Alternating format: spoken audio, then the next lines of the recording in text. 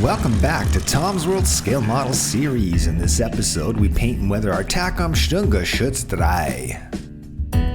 If you enjoy programming on scale modeling, then show your support by subscribing to this channel. Leave us a comment, like, dislike, or share the video with friends. Clicking the notification bell gives you alerts when we post new content. Or visit the channel Tom's World for a friendly visit for a complete list of all our videos. In our Part 1 construction episode, we chronicled what was to be a fun and hassle-free build. The instruction booklet, aside from a couple of minor errors and its puny form factor, was clear and well laid out. The kit's parts were beautifully detailed, and the overall kit design, engineering, and fit were superb. No filling or otherwise fixing factory oversights was required. So with our major sub-assemblies complete and the remaining parts cleaned up, our little tank buster was ready for its paint and weathering. So stay with us as we take this engaging project through to its exciting conclusion. As our build neared completion, a dry fit of the superstructure to the decking revealed a noticeable gap. Our decking piece comes out of the box with these sprue branches straddling the interior gap. Although I cut away the bulk of the branches, I didn't fully remove the sprue gates. Turns out that these little remnants were causing the gap, so we have to make sure these sprue gates are fully removed. Our superstructure then fits snugly on the deck with no visible gap. A few elastic bands hold the superstructure snugly in place as our glue dries. We can finally start painting, and as with all airbrushing, we have to spend a little time preparing our parts. I have a little jar full of kebab sticks and toothpicks from previous builds. We mount the wheels on the sticks, which makes it easy to get at all the sides with our airbrush. We can poke the sticks into cardboard or styrofoam. This is a convenient way to hold the wheels while the paint dries. Our remaining loose parts are mounted on card using sticky side-up masking tape. This is a convenient way to hold small and irregularly shaped pieces and prevents them from flying away when we spray them. We'll have to turn some of the parts over if they require paint on their backside. The inside of the vehicle gets Tamiya flat black acrylic. We want to pose the loader's hatch open, and the black helps to hide the model's lack of interior details. A flat black enamel is then sprayed on the exterior surfaces.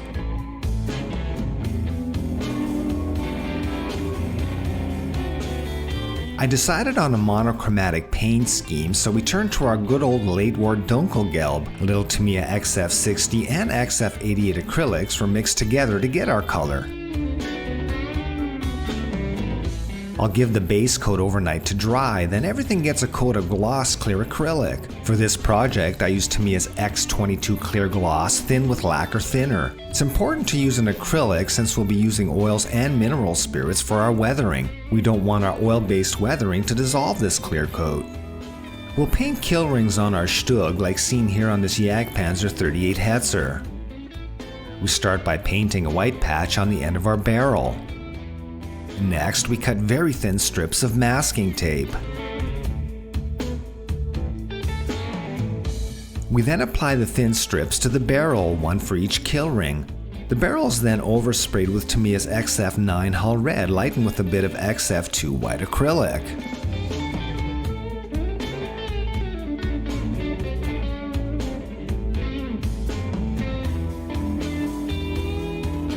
Art stores sell these inexpensive plastic circle templates, and they're perfect for masking our road wheels. We mask off the circle that matches the size of our road wheel rims. We can then color in the rims. We can touch up any overspray, but in our case the circle mask did a good job. I painted some of the wheels hull red for variety. We masked off the idler wheel edges, which gives us a black strip of color around the circumference. We can then color over these black strips with our soft pencil. On real tanks, metal wheel surfaces that contact the track shed their paint. We can just see it here on this Panzer III drive sprocket. And here we can see the bare metal areas which have in this case collected rust. Our pencil gives us a beautiful and convincing polished bare metal finish. For the drive sprockets, I dry brushed a little aluminum colored enamel paint on the tooth edges. Our loose pieces also get a coat of black enamel. For parts that depict raw metal, I lightly overcoat them with a rusty brown color. I mix the color using tester's enamels and flat rubber or dark brown with a touch of white and red. We'll set our small loose parts aside for now and finish them later. With our Holland Superstructure painted and gloss coated, we can now apply our decals. We'll need a shallow dish filled with water, and a brush, tweezers, hobby knife, and toothpick all come in handy for decal work. I like to cut as close as possible to the decal ink to minimize any chance of unsightly carrier film silvering. We soak the decals in water to separate them from their backing paper. A drop of dish soap in the water breaks up the surface tension, which makes it easier to handle the slippery little transfers. Next, we apply 3 to 4 coats of decal softener, letting the coats dry in between. A cotton swab dipped in softener is then rolled over the decal. We press down on the decal and roll out any trapped air bubbles. It's really important to remove any stray cotton hairs that our swab may have left behind. We'll be applying a clear gloss coat over the decals, and we don't want to seal in any hairs into our finish.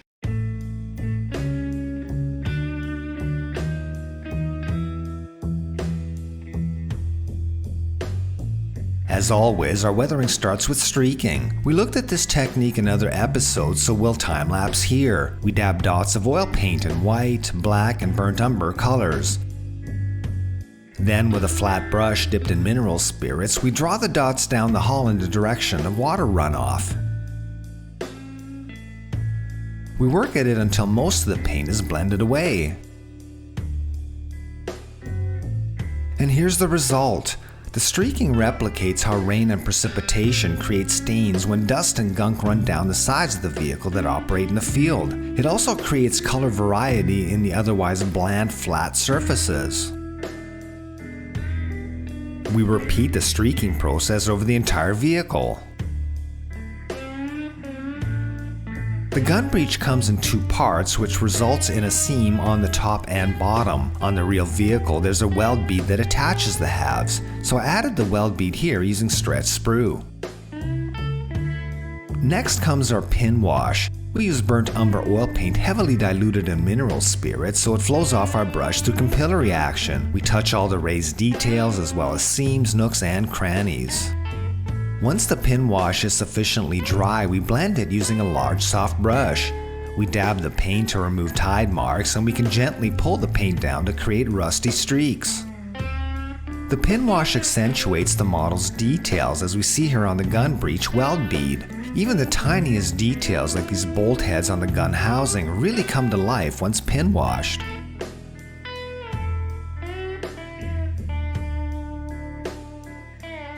Next, we'll add some deep chips. For the colors, we'll use enamels, a buff color lightened with white. We're looking for a very light creamy color as seen in my paint well. With a fine detail brush, we go around the model and paint tiny blotches in irregular patterns. It's easy to overdo these chips, so practice restraint and apply them sparingly. To complete the deep chips, we mix up a very dark gray color using black and white enamels. We can then paint the dark color over the creamy blotches, being careful to leave a little of the cream color border. This technique produces very realistic, almost 3-dimensional paint chips.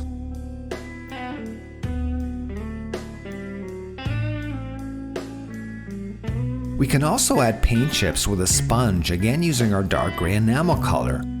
We'll breeze through the process here, but we cover sponge chipping in more detail in our German steer build episode. And here's the look so far. As we applied our various paint coats, streaks, pin wash, and chips, each layer adds visual interest and complexity. This gives our model character as well as a Stug-worthy battle-worn finish. Our model's finish is already looking great, but let's lift it even higher. To create mud, dust, and filth on our lower hull, we'll use pigment powders. We've covered this technique in other videos as well, so we'll fast motion through the sequence.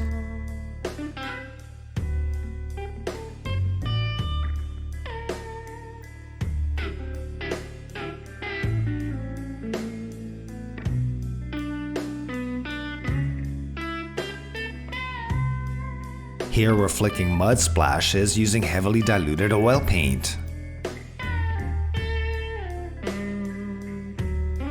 After the pigment powder is dry, we touch a little pin wash in certain areas to add oil stains. We use heavily diluted oils in black and dark blue and brown colors.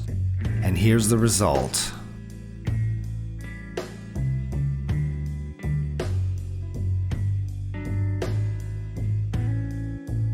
With our lower hull weathered, we can now attach our road wheels. Time to tackle the tracks. We get Lincoln length pieces that we have to assemble. They're loose fitting, so we'll build them up on sticky side up masking tape. We start by assembling the pieces dry.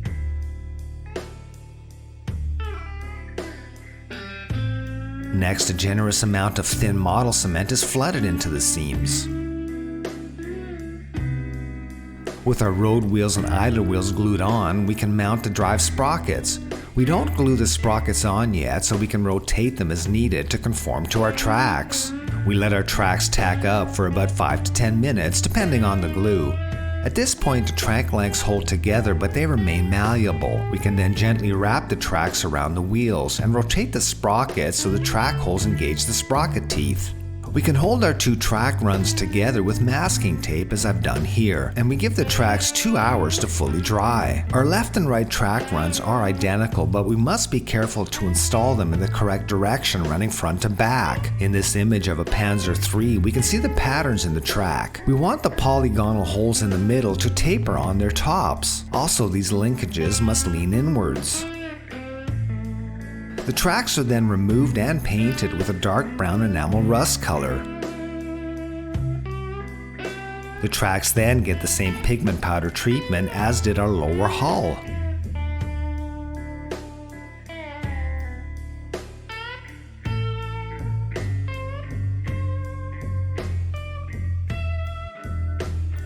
We can then permanently install our tracks and glue them in place with CA glue.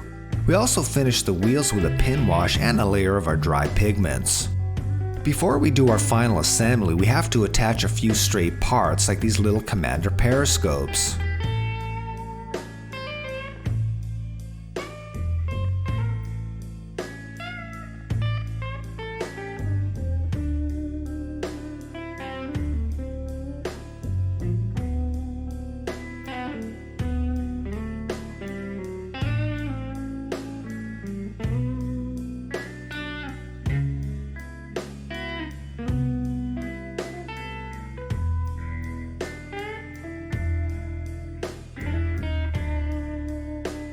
Before we attach our Pioneer tools and other accessories, we can paint on shadows and highlights using oils. With a large soft brush, we dab on a very dark raw umber color. We use very little paint, undiluted, and gently dab and blend the color on certain edges. This creates beautiful color modulation and replicates shadows, discoloration, stains, and raw metal edges. We use very little paint and build up the color gradually. We then dab on a little off-white sienna color to create highlights and a sun-faded panel look. Again, we use very little paint, gradually building up and blending the highlights into the base color. And here's the effect we're after. Although the vehicle has a monochromatic paint scheme with no camouflage, its finish is rich and alive with vivid colors and variety. The oils permit us to create a wonderfully modulated, almost dappled look, and our layers of weathering and chipping give our Stug a worn, lived-in look, as if scarred in battlefield action. Next, we finish the rest of our attachments. Here, wood graining was added to depict wood handles and the jack block. The bare metal surfaces got a rub of old rust pigment powder, and their edges were dry brushed with aluminum enamel. We also want to paint the clasps the same Dunkelgelb as our hull and superstructure. To finish the MG34, we'll rub on a little of this gunmetal powder. A rubber makeup applicator does a good job of buffing the powder on. The stock and hand grip are finished with dark brown enamel.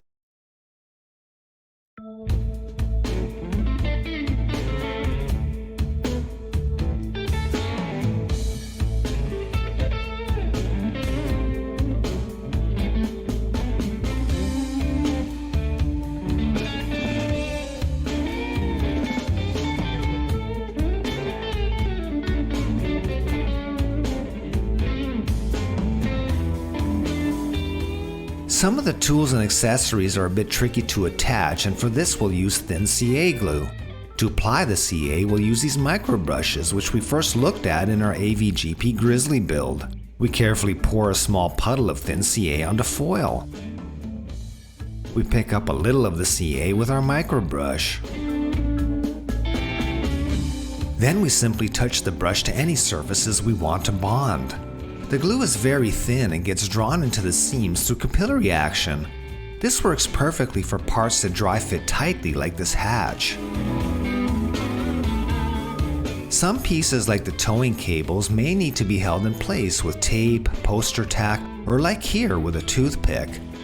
Then we touch our micro brush dipped in CA to the areas we want the glue to soak into.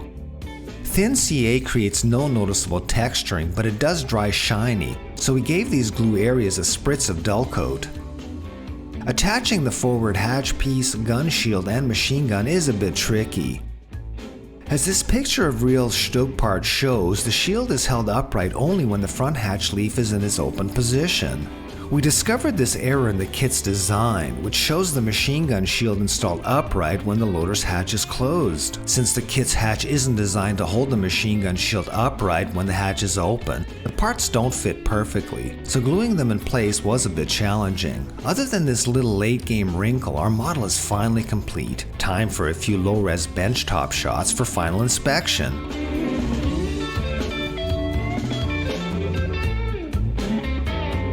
And with that, our Stug is ready for its glamour shots.